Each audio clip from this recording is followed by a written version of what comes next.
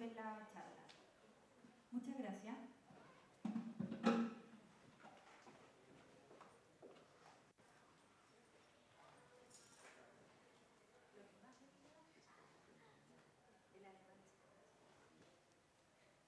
Y yo puedo moverme.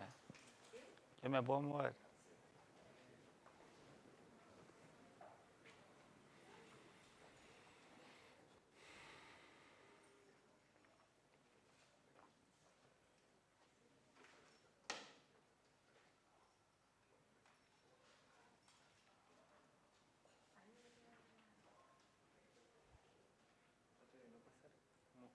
¿De aquí para allá?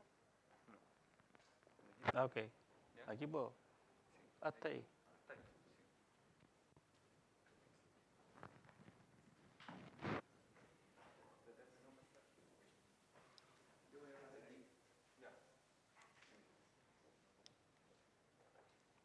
Me gustó tu charla, Federico. Me gustó. Bueno. Ah, bueno.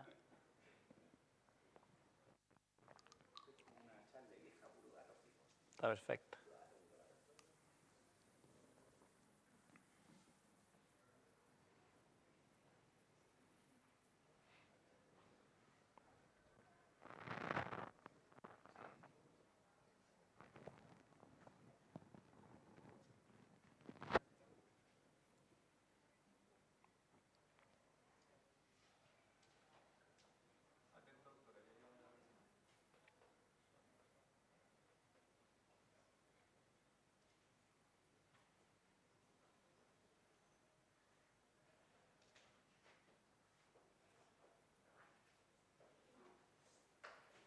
Bien, muy buenas tardes a todos y también a la gente que nos está viendo por Facebook y todas las plataformas. Es importante para nosotros, como Clínica Alemana y nuestro proyecto Alemana Sport, comenzar con una charla relacionada con lo que se viene ahora a corto plazo, que me imagino que varios de ustedes participarán y tienen interés en la maratón.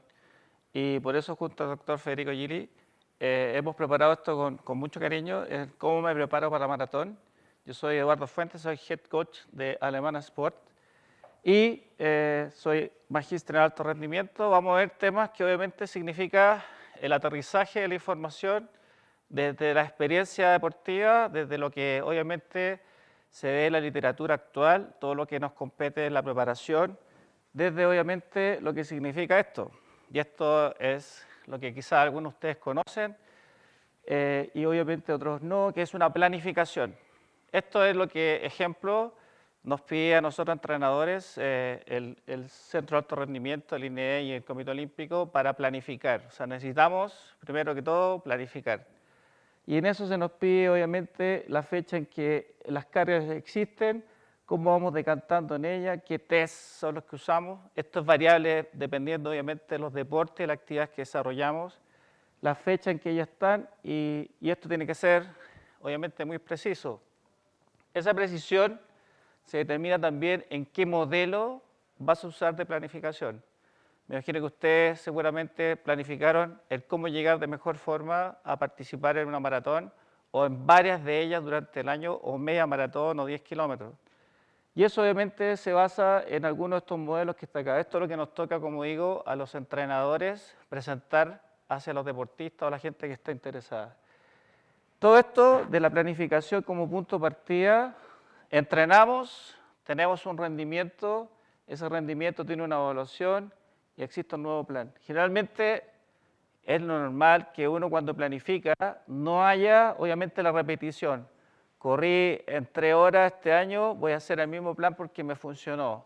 Nunca se hace así, siempre hay cosas que corregir. Y dentro de eso obviamente esa planificación se vuelve a analizar junto con los integrantes de tu equipo, si es que perteneces a un team, y es la forma con que trabajamos año a año. Esto también tiene que ver, obviamente, ¿con qué? Con una dosificación adecuada, un volumen de cada sesión, la intensidad adecuada, la densidad, la frecuencia de cada estructura de entrenamiento. Es importante el análisis de esto, porque obviamente de esta forma, ¿qué hacemos con esta carga? Es prevenir lesiones, básicamente, es ir monitoreando permanentemente el estado de cada deportista nuestro. Esto es algo que nos pasa siempre y es lo que tenemos que pelear y es contra el estrés. El estrés es acumulativo. ¿Cómo entonces generamos esta situación de manejo del estrés que también nos pasa, incluso el venir hasta acá en los tacos que significaba y la hora? Es obviamente generar una serie de elementos que el doctor Gili dará con mucho detalle. Yo le hablo de la situación que me compete en mi día a día, de la estructura. Y obviamente esto es muy importante. Las asimetrías son una de las mayores predictoras de lesiones. Este es el cuerpo de cualquiera de nosotros. Y es obviamente lo que tenemos que analizar cuando generamos en el análisis del recurso humano frente a la posibilidad de un rendimiento. Deportistas que son evaluados con sistemas que utilizamos acá en clínica, desde un comienzo hasta obviamente una posición que se ve más normal. Y este es el test que hacemos aquí en clínica alemana junto con el equipo de kinesiología, que es el FMS, que tiene una variante de 7 pruebas en las cuales da un puntaje, y ese puntaje ejemplo que está ahí otorga obviamente la situación de si es que es más propenso a una lesión o no. Es un test que estamos usando, una confiabilidad bastante alta, y obviamente lo invito a analizar. ¿Y esto sucede por qué?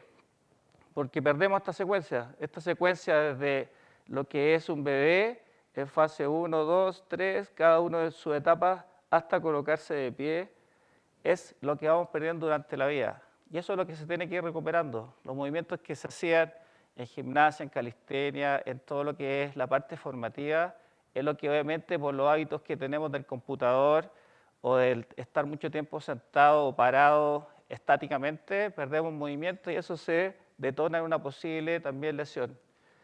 Es fundamental entonces que cuando generamos el estudio de cada uno de sus cuerpos, realizamos estos movimientos que le llamamos obviamente ejercicios preparatorios, movimientos preparatorios, y eso obviamente nos lleva a analizar cada uno de los segmentos. ¿Qué nos va a dar la posibilidad de esto?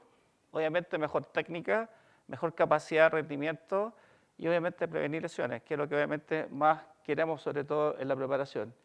De los calentamientos, obviamente que ser sabio, la naturaleza nos dice cosas, esto es lo que hacemos nosotros en la mañana, que es similar, pero ha ido variando, y esa variación en cuanto a gestos, ella es Fernanda Maquena, que también trabaja con nosotros, toda la variabilidad de movimientos que sea, obviamente diferente cada día, ver en el análisis que hicimos en el FMS cuáles son los segmentos que necesitamos hacer para obviamente tener una mejor calidad de ellos.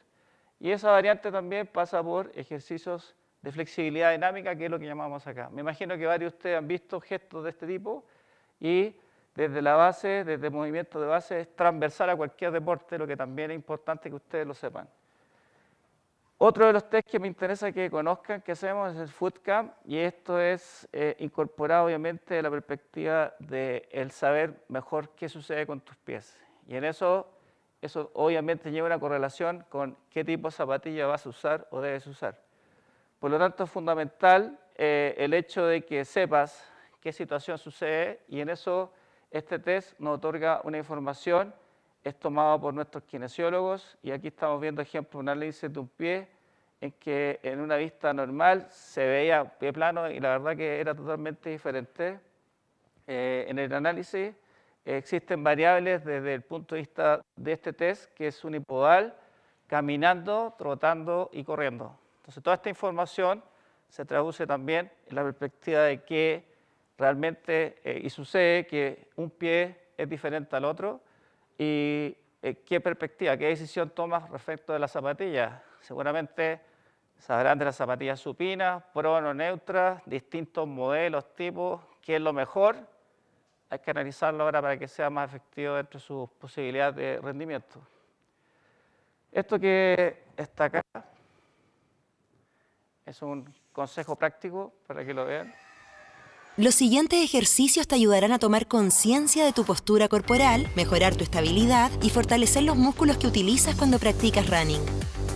Ponte de boca abajo sobre el mat, apoyando los codos, antebrazos y la punta de los pies. Contrae abdomen, glúteos y levanta tu cuerpo. Mantén la posición por 20 segundos. Repita 4 veces, una vez al día. Preocúpate de mantener tu cuerpo alineado. Ponte boca arriba, apoya codos, antebrazos y talones de ambos pies. Contrae abdominales, glúteos y levanta tu cuerpo. Mantén la posición por 10 segundos. Repite 4 veces, una vez al día. Preocúpate de mantener tu cuerpo alineado. Ponte de costado, apoya el codo, antebrazo y tobillo. Contrae abdomen y glúteos. Levanta tu cuerpo. Mantén la posición por 10 segundos para cada lado. Repite 3 veces cada lado, una vez al día. Preocúpate de mantener tu cuerpo alineado. Con una banda elástica al nivel de tus rodillas, realiza una mini sentadilla. Lleva la pelvis hacia atrás, procurando que las rodillas no pasen hacia adelante de la punta de los pies. Luego, con una pierna tensa a la banda, rotando la cadera hacia el lado, el movimiento de ida y de vuelta en cada repetición. Realiza el movimiento 15 veces cada lado. Repite 3 veces, una vez al día. Apóyate en un solo pie. Dobla la rodilla que está en el aire hacia atrás. Realiza una mini sentadilla llevando la pelvis hacia atrás, procurando que la rodilla no pase hacia adelante de la punta del pie en apoyo. Además, preocúpate de mantener la rodilla alineada y que la rodilla no se vaya hacia adentro. Luego de ello, vuelve a la posición inicial. Realiza 10 repeticiones por cada pierna. Repite 3 veces, una vez al día. Apóyate en una sola pierna y baja de manera controlada con leve flexión de rodilla. El tronco, lo más recto posible, deberá bajar al mismo tiempo que la otra pierna se extiende hacia atrás. Realiza 10 repeticiones por cada pierna. Párate sobre el pie derecho y desliza lentamente el pie izquierdo lo más lejos posible por la línea marcada en el suelo y vuelva al centro evitando siempre despegar el talón del pie apoyado. Repite 3 veces para cada línea marcada. Luego repite el ejercicio apoyando el pie izquierdo. Los ejercicios pueden molestar, pero no deben causar dolor. Realízalos antes del entrenamiento. Si tienes dudas sobre los ejercicios, contacta a tu médico o kinesiólogo. No dejes de seguir nuestro canal para practicar este y muchos ejercicios más. Alemán Sport, saca lo mejor de ti. Bien, puntos importantes de lo que les quería comentar, obviamente, tiene que ver con planificar.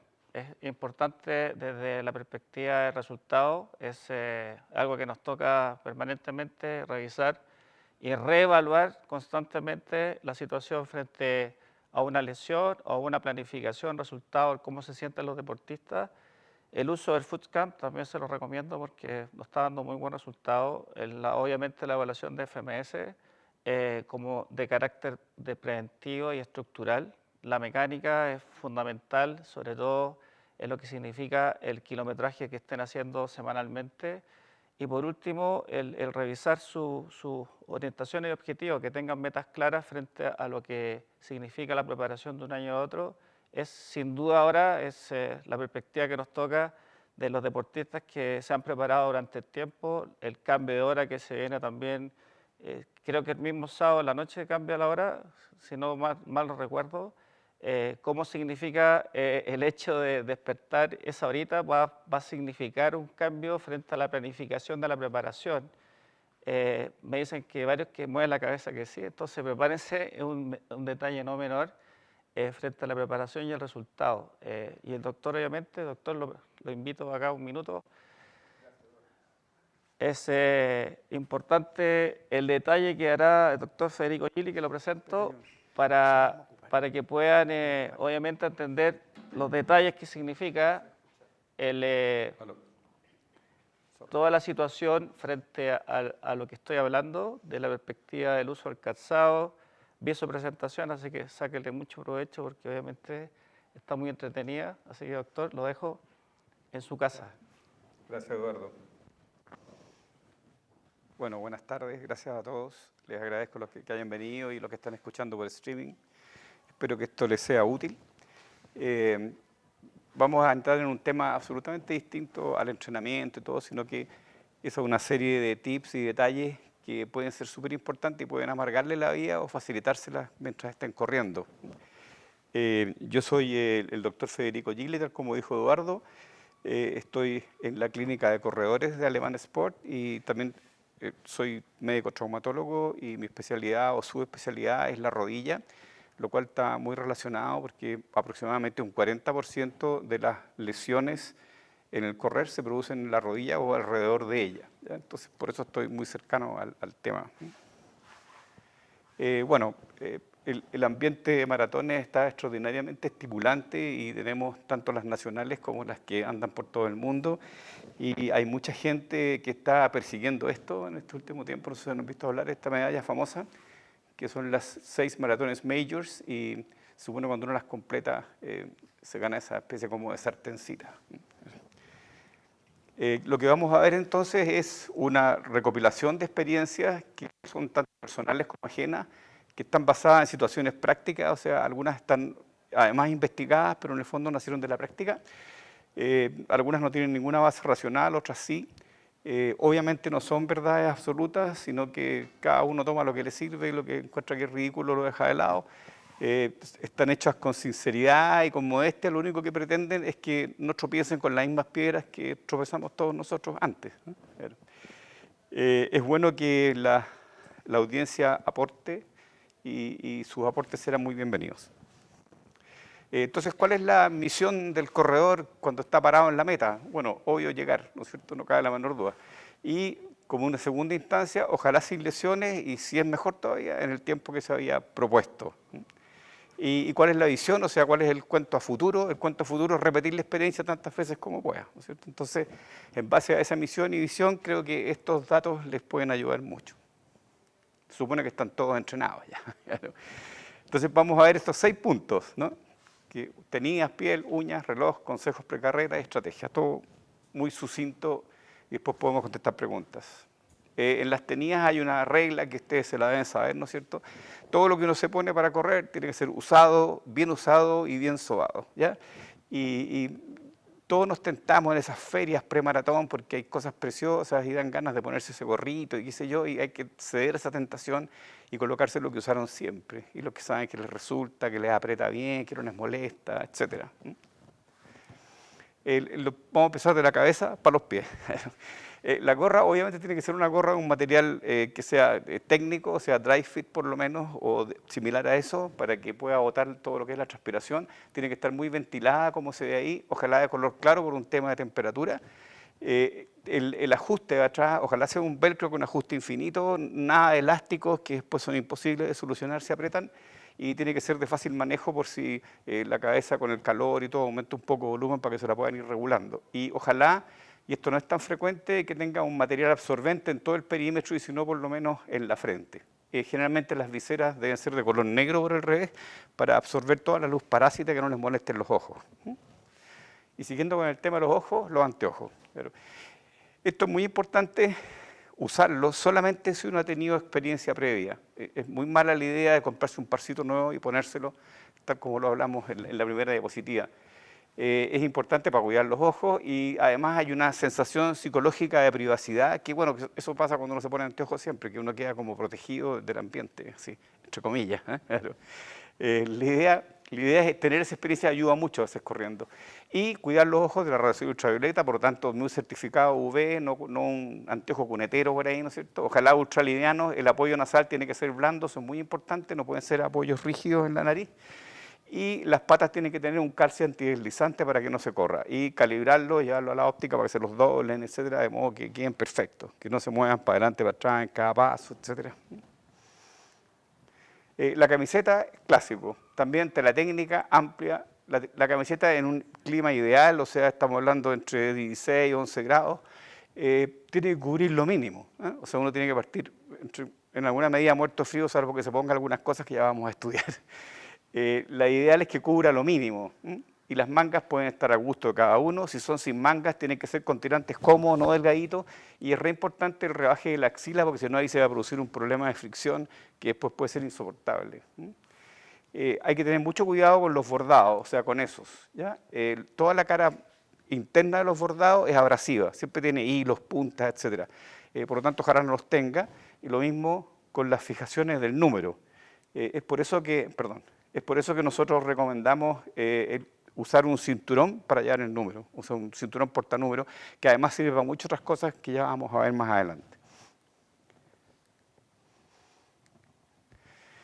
Los pantalones igual, tela técnica, ojalá amplios, no más largos que medio muslo para que no interfieran con el movimiento, algo elasticado en cintura, pero en el fondo el aprete es con el cordón, ¿ya? Y ese con un cordón antideslizante que tenga un nudo seguro.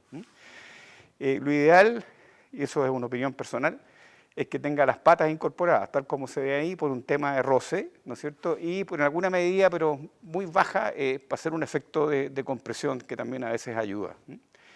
El bolsillo, es que este es bien difícil de encontrar, lo ideal es que vaya en la parte central y posterior del pantalón. ¿Por qué? Porque está lo más cerca del centro de gravedad de nosotros, que es el punto que menos se va a mover cuando corramos. Y además en esa zona, incluso aunque lleguen cosas pesadas, no va a interferir con ningún miembro que esté en ese momento corriendo. Por lo tanto, esa es la posición ideal.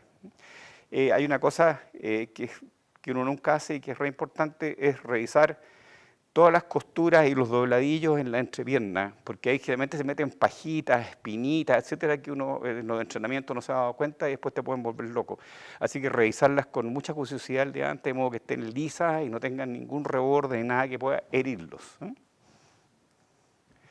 Este es un tema que ahora como que está pasando de moda. Hubo una época que todo el mundo salía a correr con los compresores, ¿ya? Hay trabajos bastante serios, este es uno de ellos, que muestra que hay una discreta o mínima mejoría en el rendimiento mismo en la carrera, ¿ya? Pero lo que sí es cierto es que mejoran la recuperación y los dolores musculares posteriores, ¿ya? O sea que ahí está la eventualidad de cada uno si lo quiere usar o no.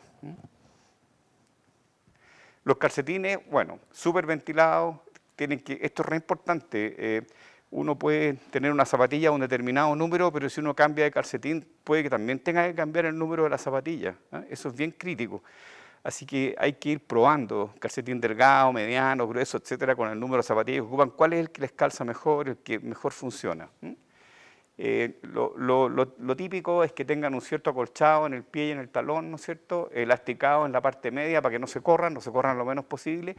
Y nuevamente la revisión de los restos vegetales que pueden haber en el entramado de los dedos y del talón, que eso también los puede volver locos corriendo.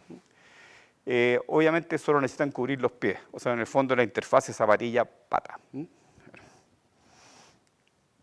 Las zapatillas, esto es un tema extraordinariamente conflictivo, así que no vamos a entrar en profundidades, sino que lo ideal es mantener las mismas de su entrenamiento, ¿ya? Si una zapatilla funcionó en los entrenamientos, en los largos, en las long distance, en eso va a funcionar perfecto en su maratón, ¿ya? Y tratar que no sean nuevas o por lo menos que tengan 2 a 3 semanas de uso para que se acomoden. Hay una cosa bien importante, que una zapatilla aguanta más o menos 600 kilómetros las propiedades mecánicas de la goma, de la horma, de todo eso. Y una zapatilla de 600 kilómetros, si ustedes la miran, la van a encontrar perfecta, o sea, no le van a ver ninguna diferencia con una zapatilla nueva y da como un poquito pena desecharla, pero desde el punto de vista mecánico, desde el punto de vista de amortiguación, ya está lista. O sea que, y los kilometrajes, como ustedes van tomando su kilometraje de entrenamiento, perfectamente pueden calcular más o menos cuando lleguen alrededor de los 600, una cifra indicativa, o sea, probablemente una persona muy pesada que tenga un trote más o menos cargoso va a tener un tiempo menor, digamos, no como un flaquito. Ahora, es re importante porque uno siempre ve en la publicidad que para correr más rápido y correr mejor hay que usar zapatillas livianas o las que se llaman minimal o barefoot, que son las de competencia. Pero hay que tener mucho cuidado porque eso no son para todos los pies, ¿ya? Hay que tener un pie normal, ¿ya? Y eso, gracias a Dios, sucede como en un 65% de los casos. Más o menos en un 25 o 30 los pies son hiperpronadores, o sea, se desarman en el momento de apoyarse en el suelo, o en un porcentaje como de un 10 tienen un pie cao, o sea, un pie con un excesivo arco y que no se desarma en absoluto en el momento de poner el pie en el suelo. Y eso es lo peor, no es pie plano, lo peor es el pie cao, que tiene poca solución. Es interesante un poco, vamos a ver problemas de piel ahora. ¿Qué es lo que es la piel? Bueno, la piel tiene una capa superficial que es la epidermis, como ustedes saben, ahí se asoman los pelos, pero todo lo importante está en el dermis, que es esta parte, ¿no es cierto? Ahí están los folículos pilosos, las glándulas sudoríparas, los vasos sanguíneos, etc. Y es por eso cuando uno se pega un raspón superficial no pasa nada. O sea, el raspón nomás le duele, pero no pasa nada. Pero si el raspón es profundo, inmediatamente ustedes ven que aparece un puntillado rojo, ¿no es cierto? Y eso empieza a sangrar, eso significa que se volaron toda la epidermis y que llegaron a la dermis. Y eso es a lo que no tenemos que llegar corriendo. Entonces, ¿qué vamos a hacer? La primera cosa es preocuparnos de disminuir la fricción. Y lo clásico es usar vaselina, ¿no es cierto?, que es muy pegajosa y mancha y es muy desagradable. Y lo ideal es tratar de encontrar este que es Body Glide, que se puede conseguir por ahí, que es alantoína, que en el fondo actúa como una crema humectante y que disminuye el roce. ¿Dónde echarse? Bueno, en todas partes que rocen, pliegues entre piernas, los dedos de los pies, talón, tendón de Aquiles, los bordes de la axila, por lo que hablábamos de la camiseta. Hay otras zonas del cuerpo que están extraordinariamente expuestas a la fricción y una que tiene una importancia tremenda son los pezones masculinos, porque los de las mujeres no hay problema. En los pezones masculinos hay que cubrirlos y pueden usar tela micropore o Fixomul o un Steri-Strip, pero hay que taparlo. Aunque la camiseta esté lisa, aunque esté perfecta, al exponerse húmeda con la misma transpiración de usted, o peor si llueve, ¿no es cierto?, en la competencia, eso va a tener un efecto abrasivo sobre los vértices de los pezones y ustedes deben haber visto en algunas carreras que llega gente sangrando de los dos lados, ¿ya? Y eso es porque no se lo han cubierto y es bien sencillo de hacer, obviamente. Y en el resto, evitar todo lo que son cantos filudos de todos los aparatos que uno se ponga encima, ¿ya? Ya sea relojes, MP3, etcétera, etcétera, etcétera. Otra cosa importante con la piel es la radiación, ¿ya? Lo ideal es encontrar bloqueadores que no molesten en los ojos, ¿ya? Y si no encuentran de eso, bueno, hay que no ponerse en la frente ni en ninguna zona cercana a los ojos, sino que en todo el resto del cuerpo. Las zonas clásicas es lo que está expuesto, nariz, mejilla, parte superior de la oreja, que uno se olvida siempre, el cuello atrás, ¿no es cierto?, los pelados en la pelada. Y la otra cosa que también es importante es que la ropa que estamos usando, sobre todo en una maratón, y si va a haber sol en una parte que el clima es cálido, ojalá que sea ropa anti-UV. Ese es un tejido, o sea, una ropa que detiene los rayos ultravioleta, es un tejido que es más denso, de fibra ancha, y que más o menos corresponde entre un 20 a 25 de factor de protección solar. La uña, este es un tema re complicado. Aquí arriba nosotros tenemos un dedo gordo del pie cortado así a lo largo, ¿eh? Entonces en la parte de arriba tenemos la uña, ¿no es cierto? Debajo está el lecho unguial, ahí está la piel que llega, que se llama poniquio, y debajo está el hueso y ahí toda la masa de tejido adiposo que forma la almohadilla, ¿ya? En la uña nosotros, mientras corremos, vamos a tener dos fuerzas que van a estar interaccionando. Esa, que no debería estar, ¿no es cierto?, porque significa que las zapatillas son chicas, que están golpeando siempre contra el término de la zapatilla, eso no debe pasar, pero es una fuerza que puede estar. Y la otra es por el efecto, ¿no es cierto?, de despegue, en que se produce una flexión del primer ortejo en el último momento del despegue del pie. Ahí hay una fuerza como de flexión y esa va a tender a levantar la uña, ¿ya? Entonces, si todo está malo, vamos a tener compresión de la uña en cada paso y en el momento del despegue vamos a tener una fuerza que va a tender a separarla. Entonces, es re importante el corte. Primero varios días antes, porque si se hieren y todo, para que tenga posibilidades de cicatrizar antes de la carrera. Tiene que ser recto, sin redondear los cantos, porque todo el redondeo de cantos significa meterse en zonas extraordinariamente sépticas y probablemente pueden hacer una infección del borde periunguial y eso no va a tener solución en el corto plazo. Solamente hay que asearlas con escobilla, jabón y agua y evitar todos los instrumentos punzantes y todo lo que se mete entre la piel y la uña. Ahí está la forma como deben quedar correctamente y no así redondeadas. Es bien importante el canto superior, por lo que hablamos, dejarlo redondeado, ¿ya? Entonces, con eso, ¿qué vamos a evitar? El mal de todos los corredores de largo aliento, que son las uñas negras. Y las uñas negras, ¿qué es lo que son? Es que entre la uña y el panículo que está debajo, ¿no es cierto?, se produce un hematoma, ¿ya? Y ese hematoma es producto de estas dos fuerzas que estábamos hablando, ¿eh? que empiezan a interaccionar, movilizan la uña hasta que la sueltan, rompen los vasos y forman el hematoma. Eso, aparte de ser extraordinariamente doloroso, les puede limitar mucho el rendimiento. Por lo tanto, la primera regla es la típica regla del dedo. O sea, toda zapatilla, para que te quede bien, tiene que tener un dedo por delante del dedo más largo que tengas, ¿sí? Ok, ya lo tengo claro. La caja de los dedos tiene que ser amplia, tal como se ve ahí.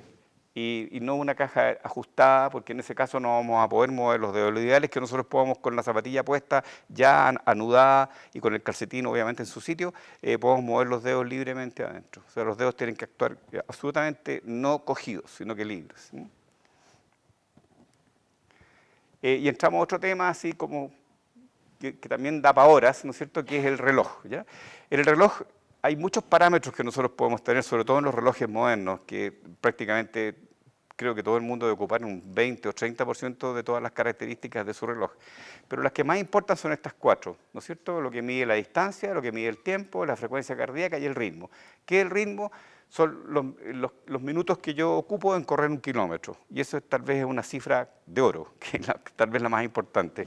Ahora, si a mí me apretan y me dicen, no, tiene que tener 3 cosas nomás, bueno, sacaría el odómetro, porque igual en la carrera voy a tener referencias de la distancia. Y si me vuelven a apretar, sacaría el cronómetro y me quedaría solamente con la frecuencia cardíaca del ritmo. Y si me vuelven a apretar, me quedaría solamente con la frecuencia cardíaca, ¿ya? O sea, ustedes pueden, bien entrenados, ustedes pueden correr una carrera perfecta en el máximo de su rendimiento solamente con su frecuencia cardíaca y les va a salir perfecto. Pero todo lo demás, si lo tienen, maravilloso, porque son otros parámetros que te pueden ir ayudando a planificar cómo vas haciendo las cosas, ¿ya? Pero no desesperarse si uno se queda con el puro pulso, que eso pasa con cierta frecuencia. Bueno, el reloj puede tener bandas, ¿no es cierto?, que van en el pecho y que transmiten al reloj, o también puede tener unos sensores ópticos que leen el pulso en la muñeca.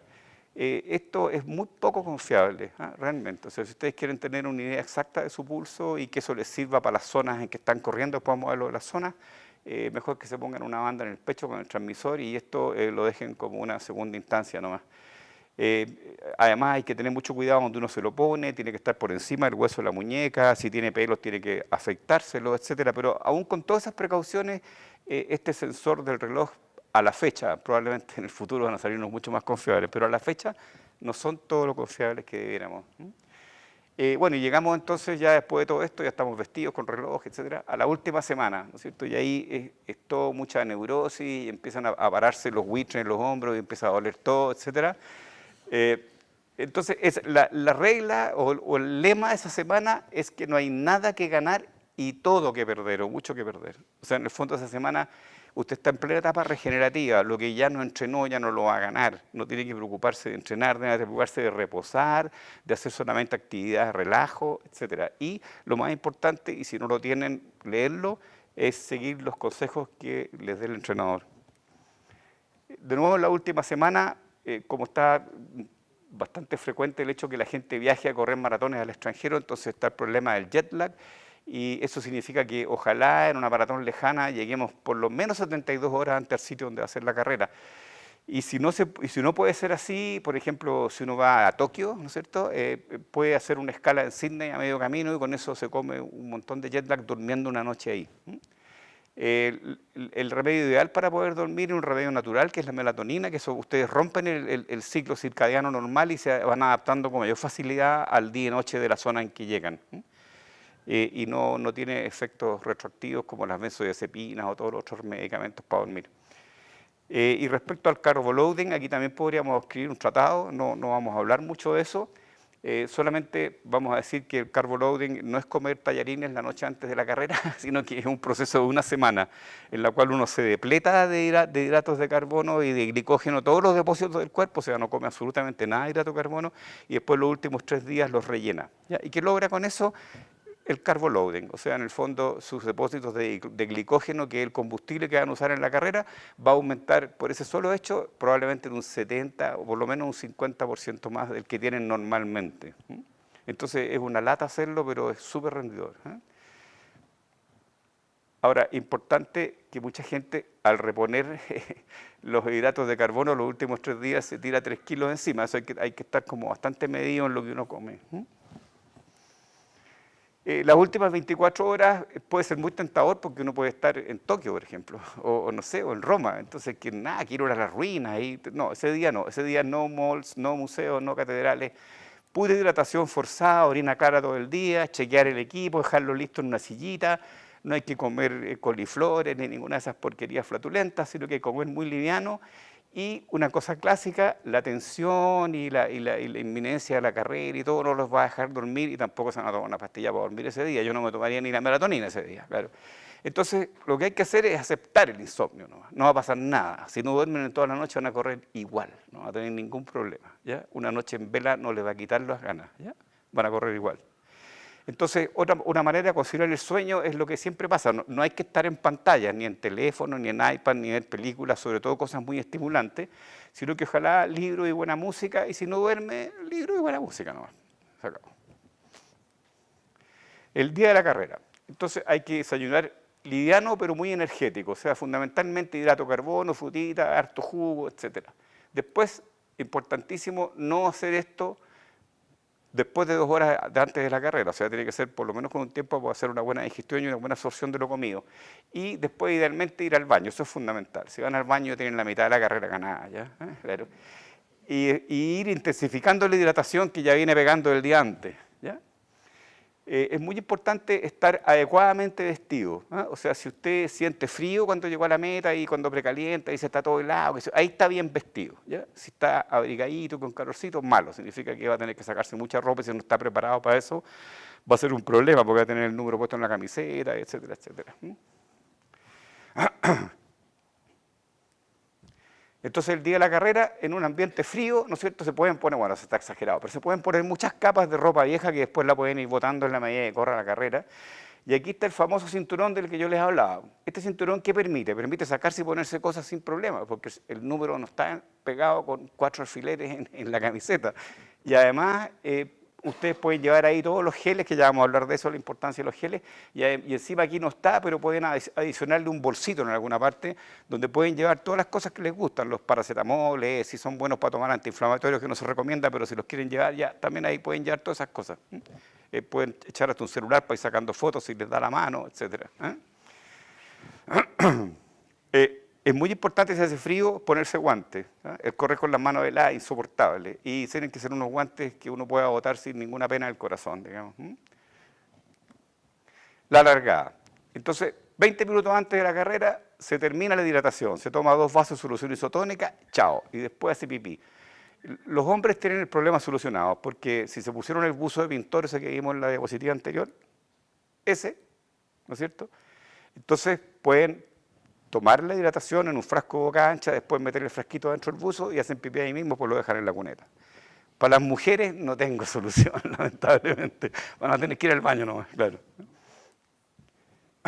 Ya estamos en la largada, entonces el lema, así como el lema que vimos antes, el lema para la largada es partir tranquilo, pero llegando luego al paso deseado o al ritmo deseado. Ustedes ya saben cuál es el ritmo que van a correr por los entrenamientos, el entrenador les dijo, ya van a correr en 5, en 4 horas 45, en 4 minutos 45, etc. Tienen que tratar de llegar a eso lo más rápidamente posible, ¿ya?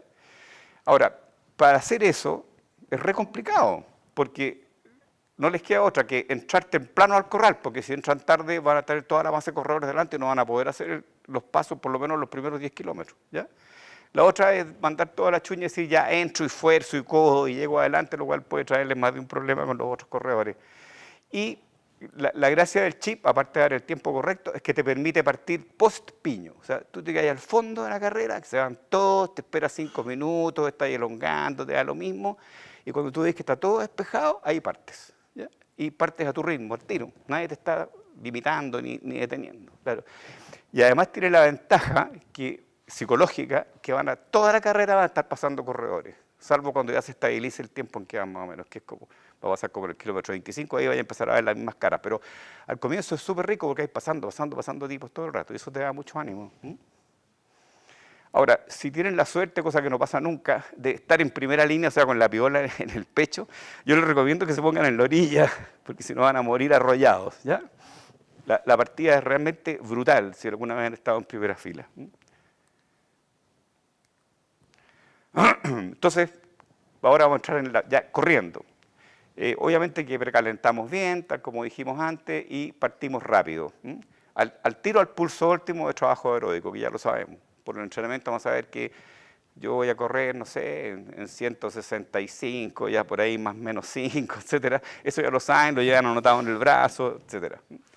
Y esta parte es muy importante porque es el mejor momento del rendimiento físico de ustedes. No van a tener nunca un mejor momento. Entonces, es una pena regalar esos minutos en ese momento en que están fantásticos. Ahora, la contrapartida de eso es la adrenalina. Porque lo que va a pasar es que los corredores de los lados de ustedes van a salir muy rápido y ustedes instintivamente los van a querer seguir, como siempre pasa cuando uno corre en grupo.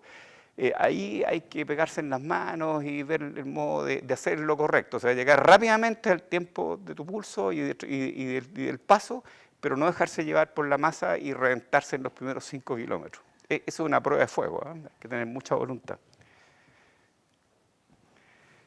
Ahora, tal como lo dijimos antes, la frecuencia cardíaca es el mejor indicador, porque usted la va a tener clarísima por su entrenamiento, ¿ya? Y le va a decir al tiro si está quedado o pasado, ¿no es cierto? pucha, voy 140 y yo sé que corro a 165, estoy regalando tiempo como un imbécil, ¿ya? O voy a 175, ¿qué pasa? No voy a durar 5 kilómetros más, tengo que moderarme aunque me sienta bien, etc. Por eso que si algo hay que elegir para dirigirse es la frecuencia cardíaca. Ahora, si ustedes están bien entrenados y bien aconsejados, la frecuencia cardíaca va a corresponder, obviamente, mágicamente al paso que tienen que hacer, ¿no es cierto? Porque está una cosa muy interrelacionada con lo otro. Pero de repente parece mágico. Ahora, ¿qué pasa? No le está dando el paso. Quiere decir que apuntó muy alto, o sea, está haciendo un paso que no es el suyo, ¿ya? O le dijeron ese paso, pero entrenó pésimo y no le da para eso. Y ahí no le va a quedar otra que inteligentemente irse adecuando a las circunstancias. Ahora, esto es básico también, la parte de hidratación. Y es toda una historia, porque las estaciones de hidratación es el lugar donde uno se puede sacar la mugre con mayor facilidad. Porque el suelo está pegajoso, está resbaloso, está lleno de pasos y hay choclones de corredores que están mirando por cualquier lado con los vasitos, etcétera. Entonces ahí se pierde todo lo que es el orden de la carrera y hay que estar con un ojo tremendo. Lo ideal, para no tener problemas, es saltarse las primeras mesas. Siempre hay varias mesas. Saltarse las primeras, pues ahí está todo el piño. En cambio, en las otras no hay nadie. Y ahí van a poder llegar con toda comodidad a tomar sus vasos, etcétera. Una manera para poder seguir corriendo, porque la idea es no parar a tomar agua, ni isotónica, la idea es seguir corriendo. Obviamente van a tener que bajar un poco el ritmo, pueden aplastar el vaso de esa forma, de modo que queden dos piquitos para que no se les salga todo el líquido que hay adentro y lo van tomando de a sorbito. No hay que tomarse el vaso un viaje, uno puede estar el próximo kilómetro con el vasito, dándole.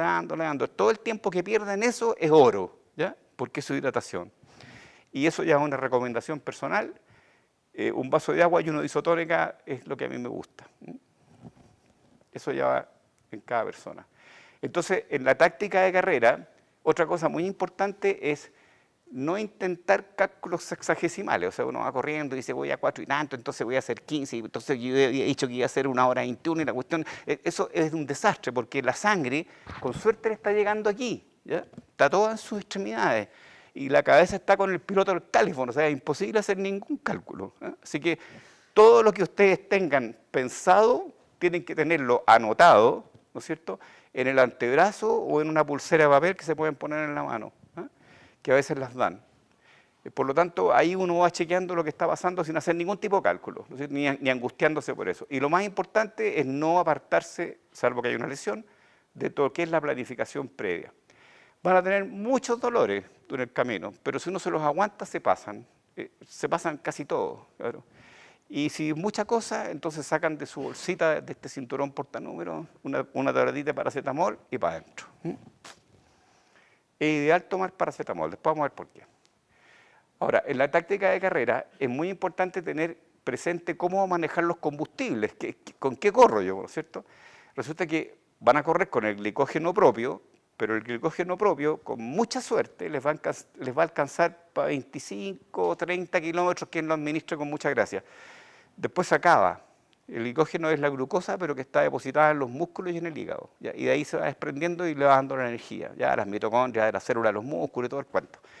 Entonces, lo ideal para poder llegar bien y que no se te acabe el depósito, ¿no es cierto?, es tener aportes externos, ¿ya? O sea, uno tiene que correr lo que se llama correr mixto, ¿ya? O sea, tiene que correr con lo propio y con aportes externos. Y los aportes externos que son fundamentalmente hidrato de carbono de alta absorción. Ahora, si nosotros no hacemos eso, va a llegar un momento en que se nos va a acabar el glicógeno y no vamos a estar aportando. Entonces, ¿qué va a pasar? Va a empezar el cracking de la grasa, o sea, todos los rollos van a empezar a producir energía, ¿ya? Pero el cracking graso, no sé si se acuerdan del colegio, el ciclo de Krebs y todo eso, ¿ya? Es muy lento y es dificultoso, ¿ya? Entonces, les va a dar solamente un 60% de la energía que necesitan para correr a nivel de umbral aeróbico. Y ahí sonamos. ¿Qué va a pasar? La famosa pared, hay otros que dicen que se le sube un oso al apa. Eso. Ahora, para que no pase todo esto, están todos estos geles que ustedes ya los han visto, y son aportes de hidrato de carbono, hay que hacerlos más o menos cada 40 minutos, desde el inicio mismo de la competencia, probablemente no hay para qué partir tomando, pero ya a los 40 minutos al tiro de tomarse uno. Es muy importante que esta ingesta sea paulatina y ojalá acompañado de algún líquido que pueden ir llevando o hacerlo coincidir con las estaciones, ¿ya? ¿Por qué? Porque esto es extraordinariamente concentrado, ¿ya? Y ustedes se lo toman, va a hacer que el líquido de su cuerpo se vaya al tubo digestivo, o sea, se va a producir un proceso inverso. y además es extraordinariamente irritante. Entonces van a tener gastritis, les va a dar diarrea, van a tener cólicos si se lo toman de un viaje, ¿ya? En cambio, si se lo toman pausadamente, se pueden demorar 1 kilómetro, 1,5 kilómetros en tomarse el gel completo, no les va a pasar nada. Y si encima le pueden poner un poco de agua, fantástico, porque se va a disolver, no se va a pasar el líquido del cuerpo al tubo digestivo, sino que al revés, y el combustible va a entrar rápidamente a circulación, que es lo que necesitamos. ¿Está claro eso, no? Ahora, uno puede agregar a esto ciertos grados de pichicata, ¿eh? O sea, esto también viene con cafeína, ¿eh? Y hay unos extra strength, que, o sea, súper forzados, digamos, que pueden tener más todavía. Y si ustedes están acostumbrados a eso, es bueno. Para los que no están acostumbrados, les va a producir taquicardia, y etcétera. Pero si están acostumbrados a usarlo, sobre todo en los últimos geles que se tomen, yo les recomiendo que sean con cafeína, ¿ya? Es muy importante haber recorrido el circuito previamente, ¿ya? Si no se puede hacer físicamente, por lo menos ver un video, que siempre hay en las maratones un video del circuito. Y lo que sí hay que hacer de todas maneras es trotar los últimos kilómetros, trotarlo así, con las patas en el suelo, lo que uno va a correr.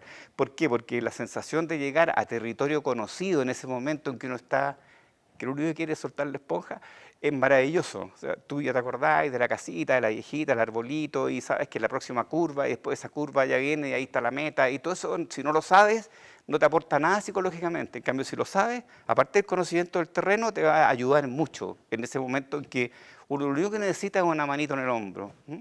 Claro. Es bien importante no quedarse solo en las carreras, ¿ya? Entonces, o corren con un grupo, o se meten en un grupo que estén a tu mismo ritmo, o definitivamente vais con un pacer. O sea, uno puede en muchas maratones correr con alguien que va a hacerla en 4 horas 10 y ya se va con ese gallo. Se acabó y corre toda la carrera con él. Es importante saber que las maratones se corren 30 con los pies y los 12 últimos pura cabeza. Y cuando lleguen a la meta hay que caminar, trotar, hasta que se normalicen todos los parámetros de su cuerpo. O sea, si tienen que estar caminando media hora, caminan media hora, ¿ya? Hay que hidratarse muy bien, la cerveza anda fantástico porque es analgésico, es relajante y es hidratante. Entonces es bien difícil encontrar eso en algún líquido. Claro. Y se cambian a ropa seca y esperan a los amigos que, me imagino algún amigo vendrá detrás de ustedes. Ya, eso sería todo. Muchas gracias.